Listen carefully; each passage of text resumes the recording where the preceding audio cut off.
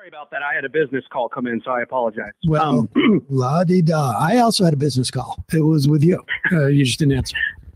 Yeah, well, fair enough.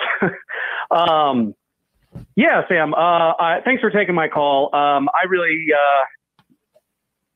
I've had a lot of thoughts over the last few weeks, and I've been trying to call in to kind of get them across. And I don't know. I guess what I would really like to talk about ultimately, that because I've spent a few weeks thinking about this, is I think your show has a bit of a blind spot that I think just one fill in the. Well, I mean, I think you guys do really good coverage on trans issues for the most part. I think you guys need to have more trans people on your show though, and more callers. Or I mean, I don't know. I called you out on Twitter. I imagine you saw that.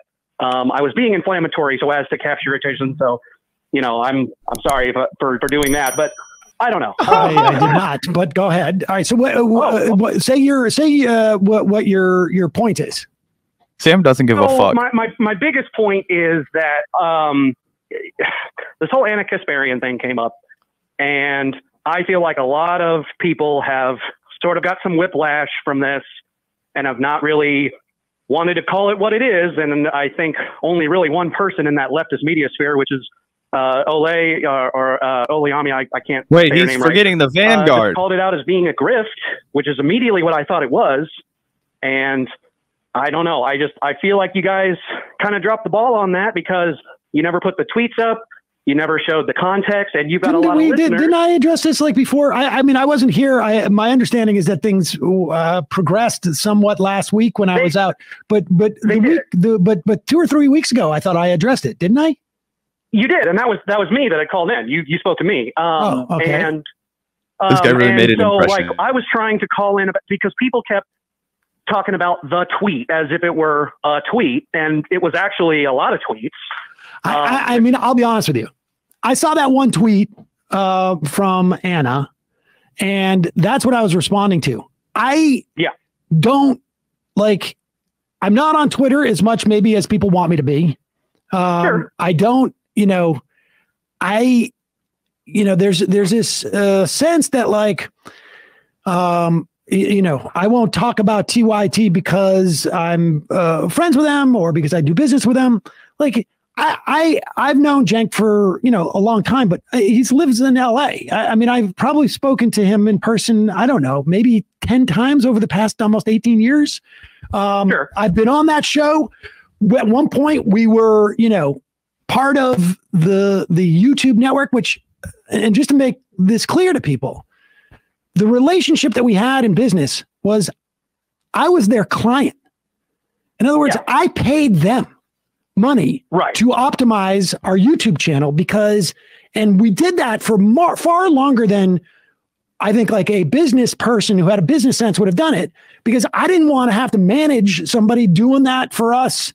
I didn't know how to do it. I didn't care and this and that. So I was never getting money from them. I don't have some reason, nefarious reason not to criticize them, but I also don't feel I just wanted to point out that was one of the things that first stood out as being pretty interesting to me, is that actually that he would have paid them to help optimize his YouTube channel. And it does kind of remind you of the fact that Cenk and Ana and the Young Turks Network were kind of considered pioneers for how to get off the ground on YouTube. Like, obviously the Majority Report has a radio studio set up in New York City, right? In there, on some, they do some sort of, I don't know if it's actual radio or if it's satellite, or I really don't know. I've only ever consumed their show on YouTube. But I think that they have a whole other it's called Majority Report FM. So I imagine that they're on like actual radio somewhere. Anyway, you really do remember how they were just the only ones who had done it. It was like, if we want to go from being just FM to like being on YouTube, which I think was a great decision for Sam Seder, obviously, to have hired the Young Turks and actually been, their employer. That's pretty interesting. I don't know. That's just a unique bit of context that I was completely unaware of before this. But yeah. Huge compulsion to observe every tweet that they do or what's on their show. I cannot express to people how misguided they are in terms of what they assume I watch on a daily basis. I don't have enough hours in the day for me to monitor what TYT is doing. And I think, like, on balance, my sense is, and, you know, I've always, you know, considered myself to the left of, like, you know, of Cenk. Like, I had arguments with him 18 years ago or 15 years ago about the Bill Clinton administration. And, right. You know, but that was just like, I was invited onto the show or I was on the show or whatever I was, and that came up. I mean, it's not like I'm, you know, monitoring them. And so I think, like, you know, I thought that tweet was ridiculous. Do right, I know that's why? Just the tip of the iceberg. Okay, because but she had a lot of responses. Okay, if she's tweeting all this stuff out, I'm not defending her, but I'm not saying you are, but I'm saying that you're saying it's incumbent upon me to be polite. Wait, let me finish. You're saying it's incumbent upon me to be monitoring her tweets so that I can provide a super accurate representation of what her ideology is. I criticized her tweets. But I'm not saying that. I'm saying that if you're going to weigh in on it, you should have all the facts. And that I just weighed in on one thing, and that was the tweet. But the show's weighed in on it 3 times. It's very clear it makes Emma uncomfortable. No, of course it makes Emma uncomfortable. I mean, but she didn't have to address it. She could have said, "Hey." So, God, I really do have mixed feelings about this, because on one hand, yeah, I think it's fair to say that some people like Sam Seder, like Emma Vigeland, they kind of tiptoe around certain criticisms of Anna and Cenk because of the fact that they view them as fellow lefties and because of the fact that they view them as friends and colleagues, versus if someone else, like a right-winger, for example, had made the same comments and gone on the same online tirade against the terminology of birthing people and other inclusive language, I think they would have a much different approach to covering it. I think they'd be a lot more hard on them. I think they'd be a lot more willing to call them out as grifters that are trying to appeal to a right-wing demographic in order to increase their relevance or profit or whatever it is they're after. But it is also true that the Majority Report has pretty consistently historically focused on calling out right-wingers, and they don't really spend as much time focusing on fellow left-wingers or commentators they perceive to be fellow lefties. Now, you guys know Zach and I's feelings on Ana Kasparian and, you know, her lefty credentials, but the truth of the matter is that Emma Vigeland, Sam Seder, they think of Ana Kasparian as a fellow progressive, someone that's on the same team as them, and therefore doesn't deserve to be scrutinized and mocked and frankly defeated in the same way that they try to mock, scrutinize, and defeat the ideas of right-wingers, people like Matt Walsh or Ben Shapiro. And to be honest, it's an interesting difference between a show like The Majority Report and a show like ours, because we kind of have the opposite philosophy, right? We spend almost all of our time talking about fellow lefties and less time dunking on people like Matt Walsh, Ben Shapiro, Candace Owens, the regular usual suspects that you see them talk about on The Majority Report. And to be honest, it's one of the reasons why The Majority Report's not my personal favorite program. I just think it's kind of boring watching people roast Candace Owens and Matt Walsh and Ben Shapiro over and over again, because I already know why those people are fucking full of shit. Like, I already can see through their insidious fascist propaganda, and I don't really need Sam Seder and Emma Vigeland to explain to me why, you know, Candace Owens is stupid or why this extremely bigoted thing that Matt Walsh just said is extremely bigoted. Is there a place for that? Is there value in that commentary? Absolutely. I think that's good work that needs to be done. But personally, as a lefty, as a progressive, I find that content to be a little bit more boring, which is why Zach and I focus more on the ideas of fellow leftists, of fellow progressives, and people that we ostensibly agree with about 80 to 90% of the time, but like to parse through those areas of disagreement. Again, I just find it more interesting, and I think you guys do too, to be honest. I think that's why we've accumulated the audience that we have. You guys like that style of content. You guys know why Candace Owens is a dunce. You guys know why Matt Walsh is a fascist. You don't really need us to break that down for you guys every single day. Do we occasionally talk about those people? Yeah, but more often than not, we're going to be talking about people like Ana Kasparian, like Brianna Joy Gray, like Vosh, like Jimmy Dore, people that we have at least a solid amount of agreement agreements with. But what's really interesting is to parse out those areas of disagreement and kind of create a discourse around those differences. So it's really a different model in who we talk about versus who they talk about. What is your thoughts on that dynamic, Zach? And do you think it's like incumbent or the responsibility of a show like the Majority Report to cover extensively leftist infighting, or a disagreement they may or may not have with another commentator who they consider to be an ally or a fellow progressive? I mean, honestly, I feel like in this particular instance, I mean, Emma Vigeland came out and basically did try and do that, right? And she's a long-standing is the right word, but she's been a fixture of the show for years now, right? She, she also was the one that had the closest relationship with the Young Turks, I would argue, right? She had been a member of the Young Turks in the past, been on their panel, worked for them, whatever. So when she came out and, kind of took it upon herself to be like, hey, I'm criticizing you guys for this. I think that you guys are way off on this and, whatever. And then Sam is like, yeah, I agree. I think that was way off. And then I think to him, that's covering it, right? Like, what else is there for him to say? He's like, yeah, that I don't agree with that. That's, not my position at all. I think that's a bad position, right? But I think you're correct, Gavin. That's not really the theme of their show, right? The theme of their show is look at this dumb Republican, or, this Democrat who might as well be a Republican, or, whatever. So, like, of course, if Jimmy Dore had made the exact same comments that Ana Kasparian had made, then it would have been, open season at the Majority Report. I think that's fair. But I just think that because of their ethos, that's not the way they went around it. Obviously, we would have done it differently. We did do it differently. We clobbered her for, Anna and Cenk, obviously, as we're known to do. But yeah, look, I mean, am I worked up? Do I feel disappointed in Sam? No, I think that Sam does some of the best trans coverage out of anybody, like trans rights coverage, and, the onslaught against, trans human rights. They cover that shit pretty routinely. They do a great job of it. So I think that it's kind of tough to come after Sam to be like, you're not doing it. I mean, he can point to a lot of times where he has had, people on to talk about the Missouri legislature or what, the anti-drag stuff or any of it.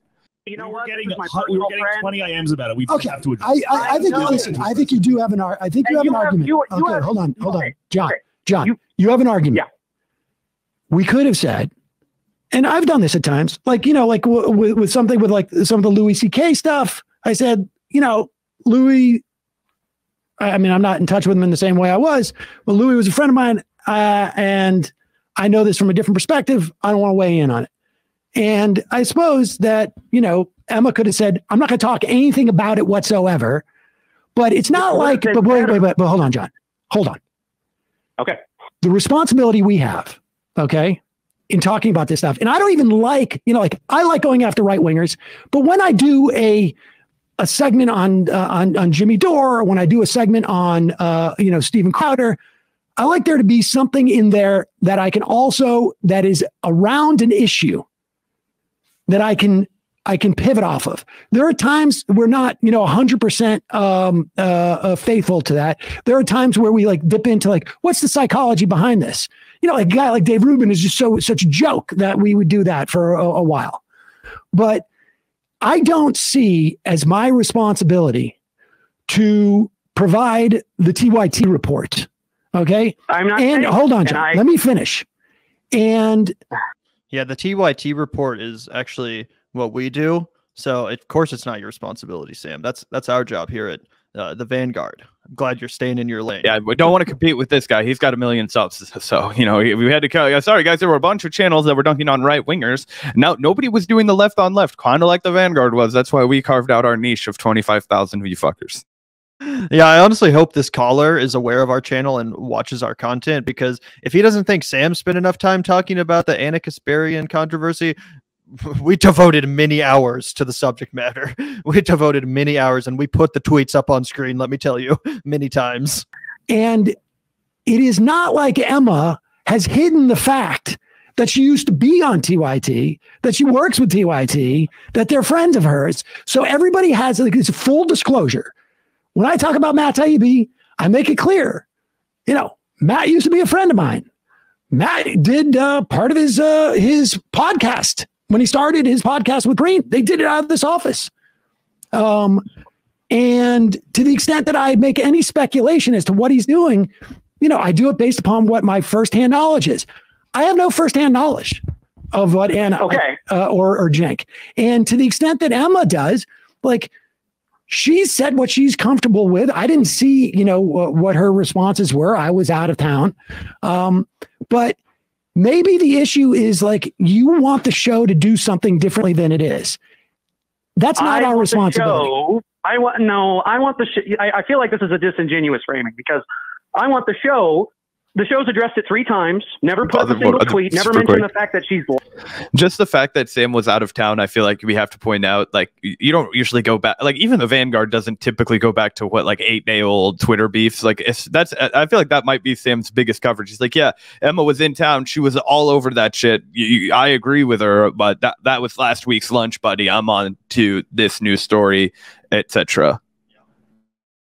Liking tweets from trans folks. I don't know what she's liking tweets. I know that you don't know that. I know that you don't know that, but your viewers, people are pointing it out. I tried to hop in your YouTube chat last week to tell viewers who don't know this, and your mods muted me.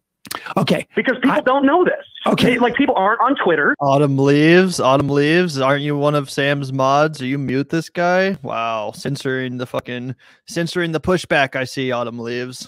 I also think it's hilarious, bro. The amount of, like, fucking just removal from reality that you have to be. No offense, we love our chat, but we have 300 of you watching. Sam has 1 million subscribers. He doesn't give one half-assed fuck about what you pointed out in the chat. I tried to reach you, man. I was in your YouTube chat. I would tell you to get fucked if you called into this show. It was like, I pointed this out to you in your YouTube chat. I'd be like, sorry, buddy, I was busy hosting this fucking program that you were listening to. Sam is more successful than I will ever be, and I guarantee you, he's just like, bro, are you fucking kidding me? You barked up a wrong tree. You never talk to somebody who's super successful and start by, I posted it on your YouTube comment section. Like, that just humiliates you. And if you don't know that should humiliate you, it's like, oh, dude, I'm sorry. Like, Sam doesn't get on Twitter. He's not going to read his YouTube comments. There's too many. Okay, that's why you listen to a show like ours, because we can interact with our comment section, and we'd like to. But when you get to the point where you have thousands and thousands of people chatting at you, like, you can't follow it. That's why a guy like Hassan Piker just has the like embodiment of chat, and everybody has to say the same thing for like fucking 30 seconds before he decides to talk about it. Yeah. Also, I mean, when you're running a show and you have certain topics you want to talk about, just because someone in chat is clamoring to get you to discuss something else, it doesn't mean they're always going to get their way. Maybe you just don't have time. Maybe you have too much other stuff to talk about. I mean, sometimes there are folks in our chat that are like, talk about this, talk about that. And even though it might be something that's worth talking about, the truth of the matter is we only have so much time. We only have so much time to do the show, and we already have a certain amount of topics we want to get into. If we derail every show because someone in chat wants us to talk about something else, then we're never going to have an organized show. We already don't have a very organized show. So it is what it is. And I do understand why Sam's like, bro, you're kind of telling me how to run my show here. We did 3 segments about this. I feel strongly about it. I've articulated multiple times how I feel about it. But this is my show, and I'm going to run it the way I want to run it. Watch the Vanguard if you want to see some reporting on Twitter drama. That's basically what he's saying. That would have been a lovely shout out, by the way. Sam, you could have given us the old backhand that actually promotes us. We would have loved that. We would have taken that like whipping boys. We've been like, ouch. Oh yeah. You're not the Vanguard. Like that's smut. It's like, hey, yeah, check out the smut. People like smut. They don't know this, and her birthing person inclusive language shit goes back to February of 2022 when Sandy Lovis went on TYT and explained it to them. So when this whole grift happened, it was Sandy is a MR contributor and was writing on Twitter about my whole point is, if your point is that I have not done enough homework on monitoring her tweets, and I'm telling you that's not my job. That's not my job. I know you want it to be my job, but it's not my job. I can't go through every single YouTuber and give an assessment. You could raise your YouTube comments where people said this kind of stuff. Wait, dude, do you think, let me ask you a question. Do you think that I have the time to go through all of our YouTube comments? I mean, you could go through a fraction of them. Well, which fraction? Which fraction? Which fraction should I go through? My point is, just yours. You guys run a business, and that's fine. But you act. It's not a business. This is not a business. Such Karen energy right now. He's barking up the wrong tree. I may have decided to be sympathetic to this guy, but he is giving such Karen finger wagging energy. Like, also just the level of just straight up delusion. delusion. Okay, to be like, well, you're not reading your. I know you run a business, man. Hey, don't you know this is a business? Don't you know I, the listener, am your customer? Yeah, that's why this guy can get fucked. I'll tell you what, he can get fucked now. He's not going to get back into Sam's good graces. This guy has big Karen energy. It's a business. This is not a business decision at all. That's what I resent, is the implication that somehow I'm not doing this because I'm afraid of offending TYT or somebody else. I'm saying I'm not going to read every YouTube comment. Yes. You never even explained properly why the inclusive language was important. You went about what? Like, are you serious? Yes, because Sam, you're saying that on this program I've never said why inclusive language is important? I never said that you. Okay, what I'm saying is. And what trans people were saying is the malicious compliance aspect of what insurance companies will do to them and how dysphoria will keep, like, you talked about it as sort of this polite thing, like, it doesn't cost me anything to use inclusive language. That's great. But it costs trans people their lives when the language is not used. Well, wait. I didn't just say it cost me nothing to use inclusive language. I'm saying that's one half of the equation. The other half of the equation is I'm talking about almost on a daily basis. We talk on this program about the legislation that is happening in over almost over 20 states. We talk about the attacks on trans people. We talk about what it does to trans kids. I mean, I'm sorry if we're not doing the job you want us to do in policing Anna's tweets or Jenk's tweets or anybody else's tweets, and I'm not reading enough YouTube comments for you. But they've been running a 3-year grift at this point. Like, it's pretty obvious. No, it's not. Listen, I'm not saying it's obvious to you. It's not obvious to me. And here's the thing. I actually do agree with the caller there about how TYT has been running a grift for years now, and it's obvious to anyone who's paying attention. I actually do agree with that, and it would be nice to see more honesty in that regard from other commentators, including the folks at the Majority Report. But to be honest, I think there are other things that should have been called out as far as TYT goes a long time ago that have nothing to do with Anna's recent hot take or her unpopular opinion about fucking inclusive language and the term birthing person, which, don't get me wrong, is itself a problematic statement and one which I disagree with. But Anna's allowed to have a dissenting opinion. Like, she's allowed to have an unpopular opinion and disagree with her fellow progressives on that subject matter, even though, like I said, we devoted many hours here at the Vanguard to critiquing her over it. She still has the right to do that. I don't think that in and of itself makes her a grifter or makes TYT a grift. But let's talk about the union busting at TYT. Let's talk about how Cenk tried to bust his own union. Let's talk about how they took millions of dollars of corporate investment in order to water down their network. Let's talk about how for years they did Rachel Maddow style Russiagate coverage and spread lies constantly. There are issue after issue after issue. Endorse Rick Caruso. Right. Endorsed fucking Rick Caruso, demonized the homeless population, pretended like Housing First was not a real solution to that homelessness issue. Fear-mongered about bail reform.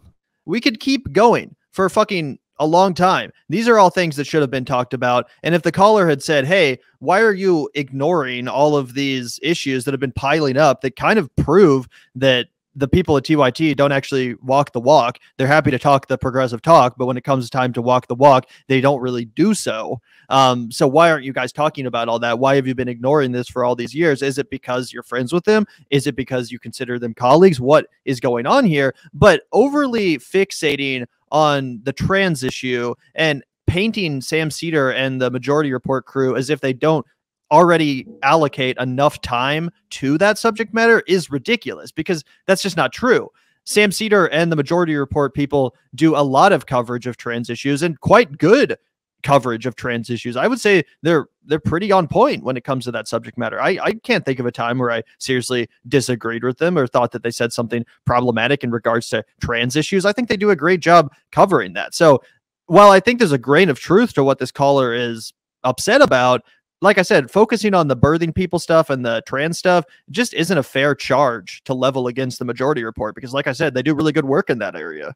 Yeah, absolutely. And to be honest, Gavin, I mean, I think if you come at Sam, and even so, let's just say I'm the caller, right? And I'm like, hey, man, like, you know, we may have our disagreements, whatever. What do you think about this being the cherry on the top of a long lineage of things?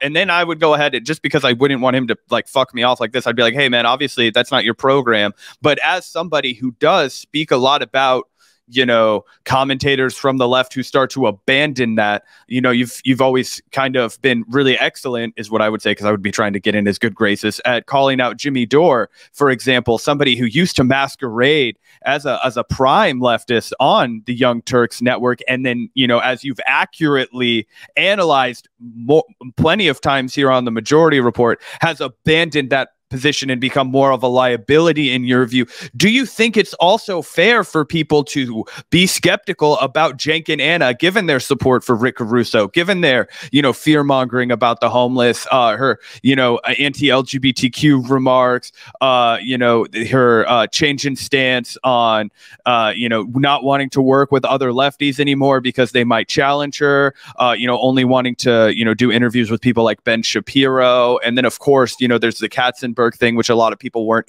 you know, super thrilled about back in the day. And, you know, we think now maybe the chickens are coming home to roost on that because the Trump era is over and they're making a lot less money now. Like, where's your head at on all of that? I mean, if you have a clip that I could read or, you know, react to, I'm just curious for somebody like yourself, like, what's your insight on that? Like, you know, you obviously deal with a lot of the pushes and pulls of staying relevant in the media game. You've been at this a long time. I'm just curious, where's your head at on that? If you're not a fucking idiot and you want a real answer, that's how you go on and you get somebody to actually like play ball with you, right? Because then Sam's going to be like, I hear what you're saying. I think it's crazy to compare them to Jimmy Dore. And then I would push back and I would say, well, is it that crazy to compare them to Jimmy Dore? I mean, Jimmy Dore has gone down the anti-LGBTQ rabbit hole. You know, he's very rude, but I think Cenk's been very rude, and Anna has been really, you know, blah, blah. That's how you would go about this. But this like pissant, like you haven't been reading my comments on your YouTube channel. It just makes you so easy to just squash like a bug, to not take seriously in any meaningful capacity. You know, for him to essentially just brush you off and say, you know, hey, this is irrelevant. This isn't what my show is about. Go watch a stupid show like The Vanguard if you want to hear them talk about left on left drama. Like, that's how he's gonna treat you, right? And yeah, if the caller is in this chat, like, buddy, if you think that we are 1% of what the relevance or the media empire that Sam Seder is, it's crazy talk. That's why I can read my YouTube comments and he will act like you're a fucking idiot for bringing it up. I'm not lying about Emma. She said she disagrees with the emphasis and also asked that the matter be closed. It was pitiful. Look, you go watch our segment, man. I did not think that the segment should be closed. I went and said everything I fucking wanted to about all of that, right? The difference is I never went to work every day with the fucking Young Turks. I never publicly tried to reach out to them and then was just like, you know what, whatever. Like, do I think that it probably sucks for Emma to be caught in the middle of that on a personal level? Sure. You know, I could pretend that that's irrelevant, but that's just not how the human condition works, right? That's just not the way it is. It's so much easier for me to sit here as a guy who will never reach Cenk or Anna directly to tell them all the things that's fucking wrong about the way they're running their empire. I think that it did show a backbone from Emma to get out there and say, hey, I do disagree with you. You know, I think the way you treated Lance was shitty. A lot of people, Mike Figueiredo also came out and was like, this is unacceptable. I don't want people to think this is my view. I do not share this view. In fact, I think this view is condemnable. Right. A lot of people have done that, but you just have to accept the fact that it's different. If you've never met these people, you don't know these people, right? It's kind of like, you know, it just changes the dynamic slightly. You want to give them the benefit of the doubt even when they don't deserve it. It's obvious to a lot of people that they've been running a right-wing for 3 years at this point. Good. I mean, you just want me to do something different than the show is doing. And what I wanted was for Emma and you to either not address it or to bring on a trans person to address it or to do your homework. It's been addressed 3 times on the show without showing a single tweet.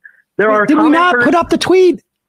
No. All right. Well, you know what, dude? Never. I'm sorry. Well, but you would do it, but you've done it for plenty of right. Like, you'll spend all this time. I'm hanging up on you.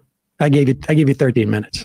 Listen, here's the bottom line. Here's the bottom line. Yeah. I'm sorry. No. Like, I just want to make this absolutely clear that like this policing Anna or TYT is just not like one of my priorities.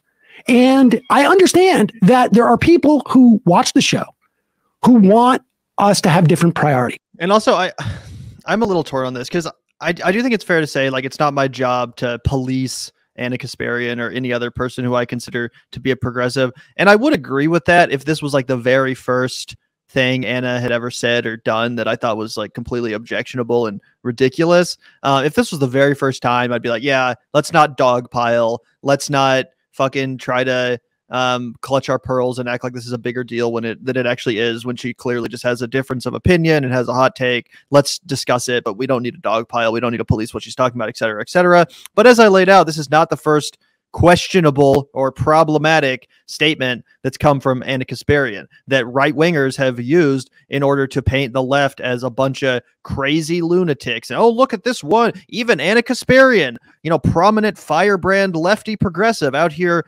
calling out the left. This is the problem. This is the problem with Ana making these sorts of statements and feeding into right-wing narratives and, dog whistling to these right-wing movements. That's the problem with it. And to a certain point, it's like, yeah, I get it, Sam. You don't want to police Ana, but also at some point it does become newsworthy. At some point it does demand some sort of response, right? And that's why I think it's good that Emma Vigeland was able to say what she said. But yeah, I guess I just have a little bit of mixed feelings about that. Yeah, for sure. And I think that the caller barks up the tree the wrong way. Sorry, bro. I know you're in the chat. Nothing personal, but this was a horrible way to get your point across. Like, dude, do you want him to not respond to it or respond to it? Those are like the whole like, oh, bring a third party on so that they can walk me through how I don't understand this shit when my entire thesis of my show is that I am reacting to this shit. Like, you're going to get washed away with that one really quickly. Like you need to have a minority on to talk about this specific Twitter battle that I want you. You're not a fucking showrunner on there, dude. Like you have to, when you talk to somebody who's other shows, says you have to understand, one, bravado is everything. So Sam is never going to make it look like you're pushing him around. Okay. If you're hosting a show, that means it is what it is, right? People don't want to see a pushover on a show. You have to be confident in your views. So you have to know that going into talking to somebody like this, that you kind of have to work it because they have to look like the kingpin while they're taking calls from the public. That's just the way it is. That's just otherwise people will stop watching your show. It will all fall apart. Okay. That's why he's like, I'm hanging up on you, bro. Because he's like, he has to give a little bit of an alpha energy to you here, right here. And I think he did a decent job of accepting the fact that, like, okay, like, okay, you didn't like our perspective on this, fine, but I just don't understand, like, what the fuck is he supposed to do from here now? What is he, it's like he does cover LGBTQ issues more than basically any other news show, and so you kind of get into the whole like throwing a tantrum social justice warrior thing where you go to this guy and you're like, you're not, he's like, what are you talking about, dude? Go scroll through my fucking Twitter clips. Then go find me another commentator with 1 million subs that goes live as often as I do, that talks about state and local politics like I do, that has my same record scoreboard. Bitch at somebody else. That's what's going through his mind right now. He's like, you're mad that I'm not talking about my colleagues who I've just told you I disagree with, and it's not my fucking job to police them. He's like, I do my show about this, and this is what I do my fucking show about, right? Like, I want to talk about the people in power. I want to talk about, you think that what Ana and Cenk said is bad? Guess what Matt Walsh just said, right? That's what I'm talking about right now. It's even worse. I just think that it's a losing argument to call into somebody's like, unless you want to like completely own, there's really no way to go about doing what this guy is going about doing. In a way, it reminds me a little bit of Matt Binder and Brianna Joy Gray, right? Where like Matt Binder, no matter how good his conscience was, right, he did like kind of be like, well, why are you doing this? And, he had every right to challenge her. We talked about that the other day. And I thought that the way that she responded to him was a little bit over the top in that one instance. But, people have given some good pushback as to why, that was, she had every right to do that. And so whatever, right? Like, takes different strokes. The same deal is happening right here with Sam Seder, though, where it's like, hey, okay, you made your point once, and then you made your point a second time, and then you brought up the YouTube comment section, and then you brought up a bunch of other really irrelevant stuff. I don't know. I just feel like it's easy for him to bat it away. Even though I think that, in some capacity, the guy's making a good point. Yeah, I think that I would have more sympathy for the perspective of this caller if Ana Kasparian had kept making more problematic and controversial statements. If she came out here yesterday and said, fuck it, I'm on Team Turf, and then Sam continued to not talk about it or just decided not to address it, then I would agree with him. But the truth of the matter is, the last time Anna Kasparian talked about this, Sam Seder was on vacation, and Emma Vigeland covered it. The people in the Majority Report covered it. Sam wasn't there. He doesn't need to come back and do a retrospective, segment where he talks about something that happened 2 or 3 weeks ago. If Anna doubles down and triples down and keeps talking about this, and Sam refuses to talk about it, then I would agree with these criticisms. However, that's not what happened. That's just not what happened. Anna has been quiet on the subject matter. It seems like the dog pile essentially shut her up, and she decided that this wasn't worth, a continued discourse over. We'll see if that stands. Maybe she will double down and keep tripling down. But right now, she's been pretty quiet on the subject matter. So there's really not much for Sam to discuss other than to dredge up something that happened 2 weeks ago. And for that reason, yeah, I do think this comes off as a little bit nitpicky, especially when we're talking about a show that, as you correctly identified, Zach, is one of the best when it comes to talking about trans and LGBT issues in general.